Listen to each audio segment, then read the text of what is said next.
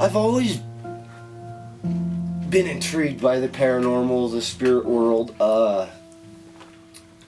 My mom always told me we lived in this big house when I was a little kid, and she said every night she'd come in my room and she'd see these yellow eyes that were looking through the window. As soon as she'd get close to the window, it'd be gone. But she knew it wasn't any kind of animal. And kind of growing up, I was like, BS, Mom's just trying to scare me, you know, good reason to make me go to bed. But it always kind of kept that thought in my head. And then about 3-4 years ago, I met my buddy John, and he was really into ghosts, and we talked about it just in random conversation. And then a mutual friend of ours actually started up a paranormal team with John, and then they invited me to join, and it kind of just went from there. The Butte Paranormal Investigative Team is a group of researchers looking for scientific evidence into the paranormal world. When we die, okay, let's say you're dying of cancer. You know you're dying of cancer. You're preparing yourself for that death, okay? So you're taking care of your affairs before you pass on, so you're ready to go, okay? Now let's say if somebody gets shot, hit by a car, they die instantly. They don't know that they're dead, but they still have business to attend to here, so their spirit or their soul is stuck here on Earth until they can figure out, you know, how to get their message across. All I can say is a spirit is a person. It's definitely a person. Whether it be an animal, whether it be a human being, you know, a spirit is a part of God.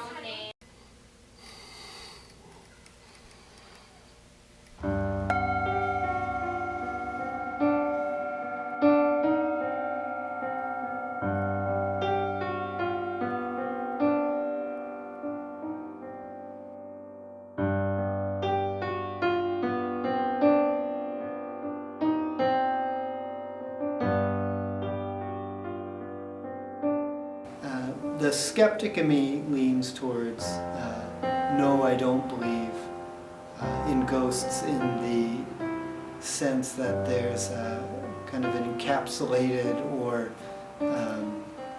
you know, an intact spirit of an individual that travels around. But I don't know that that's necessarily the definition of a ghost. I certainly believe that the influences and the presence of individuals carries on after death. I think a lot of people would use different terms for it. I've talked with both patients and after a person has passed away, with family members of that person who describe maybe being visited by that individual, or sometimes people describe a feeling or a sense that that person is there, present in their room, or just kind of guiding them in their life. So people don't actually use the word ghost in my experience. They'll often use terms like presence or visited by or a sense of that person.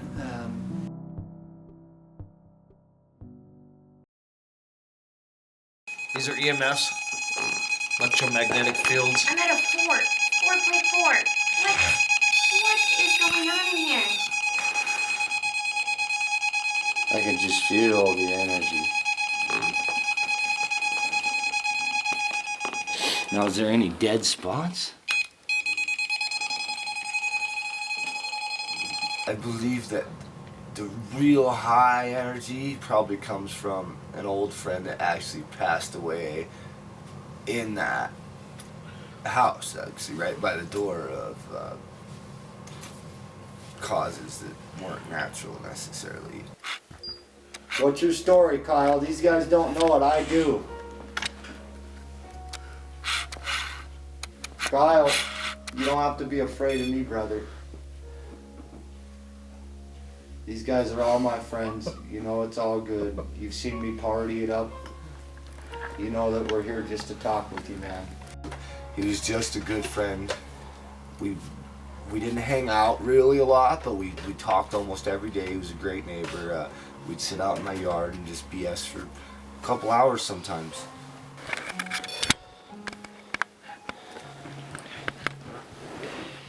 How about lifting weights with me, Kyle?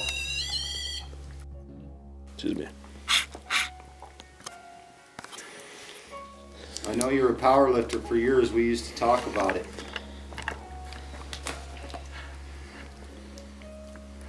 All the steroids you did in college, remember?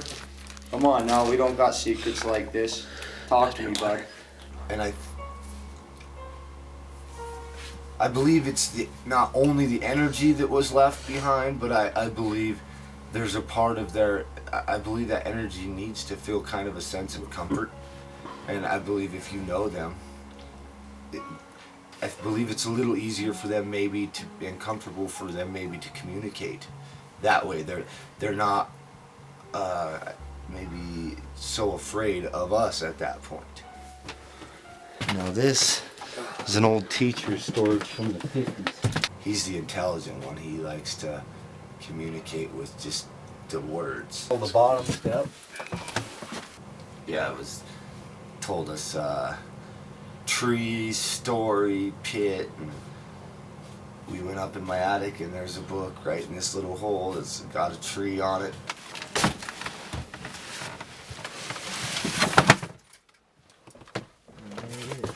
What is it? I don't know. I didn't know this was under here. Here's the stuff. Forest trees of the Pacific Slope.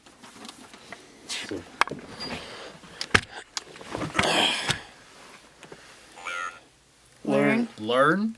You want us to learn from this book? Are you the teacher? It was that same energy, and then after we sat there and we just basically bullshitted with the ghost, it was totally cool.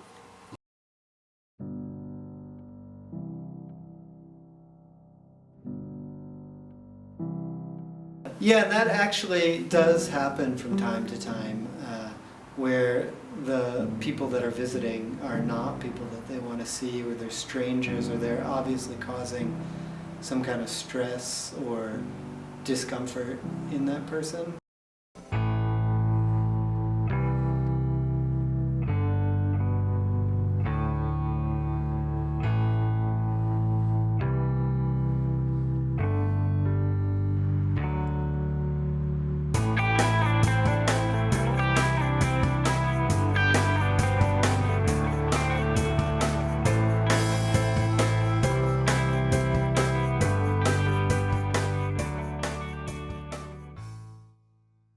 Oh, the witch's house, my favorite, it's my favorite.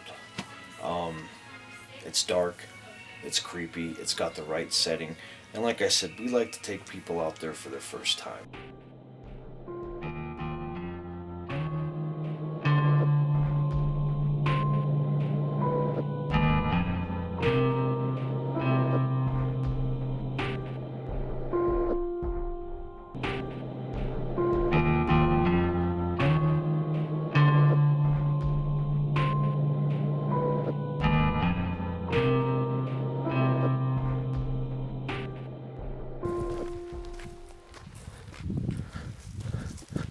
I mean, you guys went out there during the day and you guys got creeped out, correct? We did. Okay, so imagine going out there at night when you can't even see your hand in front of your face and you're walking towards that house. Seems like the temperature always drops a lot, right, when you start getting close.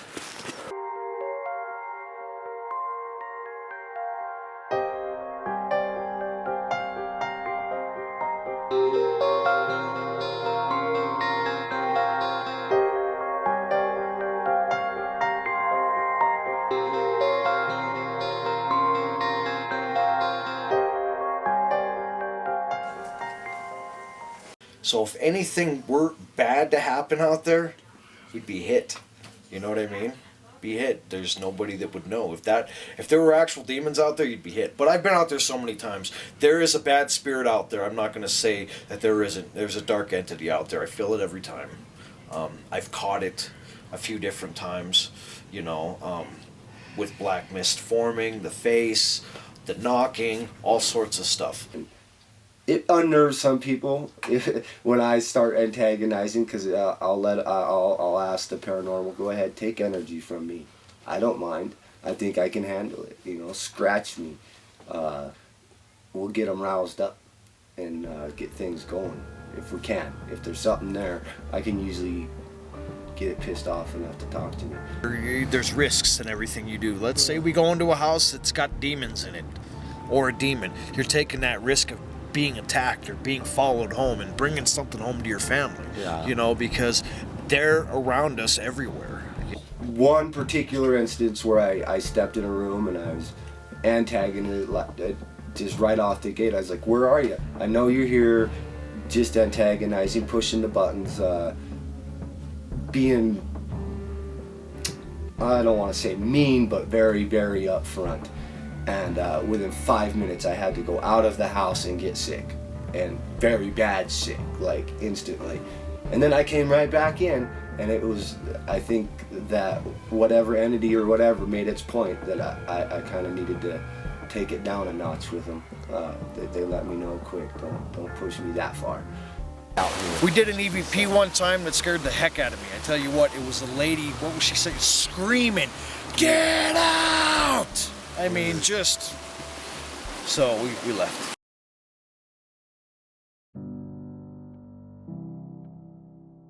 When we come up to death, we're often very frightened because it's so mysterious and so unknown. But what I'm starting to realize is that we understand life on a very limited scale as well. Death is mysterious, but when we actually sit down and think about it, life is extraordinarily mysterious. It just doesn't feel as strange. It doesn't feel as unknown because we're in the middle of it. But there's all sorts of events and circumstances that come up that we just can't explain easily, that we can't, that we encounter in our, there's all sorts of events that we encounter in our life that we just don't have an explanation for. Which one of life's mysteries would you most like to find the answer to? Women. I'm just kidding. Why we're here? Why are we here? It's always been a pondering question that I've pondered for years. Why am I here? What am I to do? That's, to me, that's the ultimate question. In trying to understand death, I feel like we're also trying to understand life. And so it's really a challenge to give someone an explanation of death without providing an explanation of life, which I don't have. I can't really explain either.